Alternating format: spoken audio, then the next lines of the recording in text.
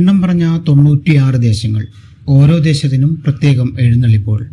എന്നാൽ ഇവയ്ക്കെല്ലാം നായകത്വം വഹിക്കുന്നത് ഒരു പെൺകുതിരയാണ്, മുണ്ടായക്കുടിച്ചി. ആര്യങ്കാവിലമ്മയുടെ തോഴിയാണ് മുണ്ടായക്കുടിച്ചി എന്ന സങ്കല്പം. പൂരനാളിൽ ആര്യങ്കാവിലമ്മയെ കാണാനെത്തി തോഴി തീണ്ടാരിയായെന്നും അതോടെ ക്ഷേത്രം അശുദ്ധമായെന്നും വിശ്വാസമുണ്ട്.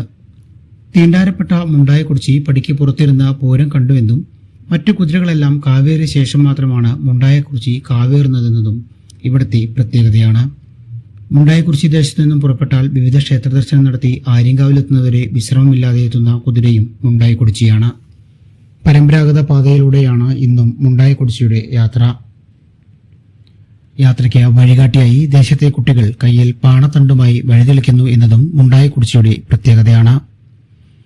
മുണ്ടായക്കുടിച്ചി ക്ഷേത്രമതിൽക്കെട്ടിന് പുറത്തെത്തിക്കഴിഞ്ഞാൽ മാത്രമാണ് ആര്യങ്കാവിലമ്മയുടെ പൂരം ആരംഭിക്കുകയുള്ളൂ. മുണ്ടായക്കുടിച്ചി വന്നില്ലെങ്കിൽ അക്കൊല്ലം പൂരം ഉണ്ടാകില്ലെന്നും വാമൊഴിയായി പറഞ്ഞുവരുന്നു. ക്ഷേത്രത്തിന് പുറത്ത് പ്രത്യേകം തയ്യാറാക്കിയ സ്ഥലത്ത് വിശ്രമിക്കുന്ന മുണ്ടായക്കുടിച്ചിക്ക് മുമ്പിൽ വിളക്കു കൊളുത്തിയാൽ പകൽ പൂരം ആരംഭിക്കുകയായി. മറ്റെല്ലാ പൂരങ്ങളും കാവേരി കഴിഞ്ഞാൽ വാദ്യമേളങ്ങളുടെ അകമ്പടിയോടെ താലപ്പൊലിയും കോമരങ്ങളുമായി മുണ്ടായക്കുടിച്ചി ആര്യങ്കാവിലമ്മയെ വണങ്ങാനെത്തും.